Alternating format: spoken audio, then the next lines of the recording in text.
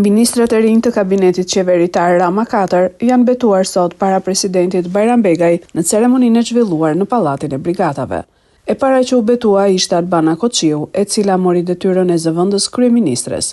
Betohem në nderin tim se do të zbatoj me përpikmëri kushtetutën dhe ligjet, si dhe do të kryej me përgjegjësi detyrën shumë të rëndësishme që më është besuar, atë të antarit të Këshillit të Ministrave.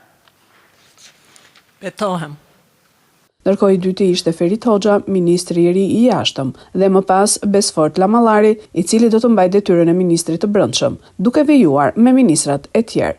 Siç e përcakton dhe protokolli, ministrat e rinj janë betuar duke vendosur dorën mbi kushtetutën e Republikës së Shqipërisë.